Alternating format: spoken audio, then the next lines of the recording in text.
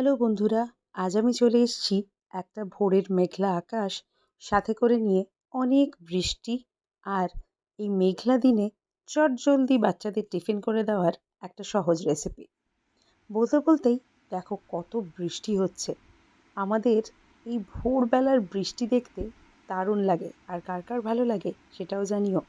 এই বৃষ্টি দেখতে দেখতে হঠাৎ মনে পড়লো, মা গাছের যে টবগুলো রয়েছে সব মা গিয়ে তলায় একটা করে বাটি বসিয়ে দিয়ে এসেছিল, তাতে প্রচুর জল জমেছে।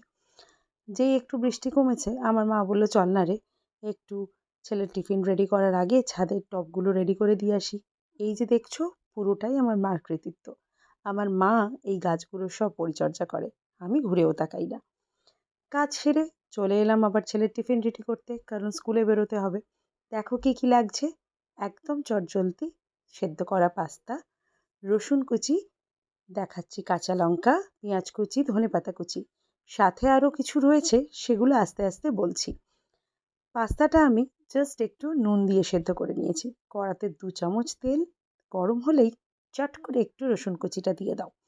রসুন কুচিটা একটু যেই ভাজা হবে, সাথে কাঁচা লঙ্কাটাও দিয়ে দিও। যারা কাঁচা লঙ্কা খাও না বা বাচ্চাদের দাও না, তারা কিন্তু এটা স্কিপ করে যেও, কোনো অসুবিধা হবে না। আর হ্যাঁ, যেটা বলতে ভুলে গেছিলাম, কাঁচা লঙ্কাটা যেই হয়ে যাবে, পেঁয়াজটা একটু অল্প ভাজা ভাজা ভাব করে নিলেই পাস্তাটা দিয়ে দিও। কিন্তু পাস্তা দেওয়ার আগে যারা ক্যাপসিকাম পছন্দ করো আমার মতন, তারা কিন্তু ছোট ছোট করে ক্যাপসিকাম কুচিও দিয়ে দিতে পারো। এই পাস্তাটা যে নাড়াচাড়া করছি, সেই সময় আমি একটা জিনিস ভিডিও করতে ভুলে গেছিলাম, সেটা হলো একটু পাস্তার সেদ্ধ করা জল আমি এখানে অ্যাড করেছিলাম। সাথে দিয়ে দিলাম সামান্য চিনি, পরিমাণ মতো নুন, আর দিচ্ছি টমেটো সস। এই দিয়ে বেশ একটু নেড়েচেড়ে নিয়ে ওপর থেকে একটু 2 চামচ মতন মেয়োনিজ দিয়েছি, যেটা আমি কিন্তু তোমাদের ভিডিওর রেসিপিতে দেখাইনি। সাথে একটু ধনেপাতা কুচি লাস্টে ছড়িয়ে নেড়েচেড়েই নামিয়ে দিলে চটজলদি রেডি হয়ে যাবে জাস্ট 2 মিনিটসে পাস্তা। কেমন লাগলো অবশ্যই জানিও।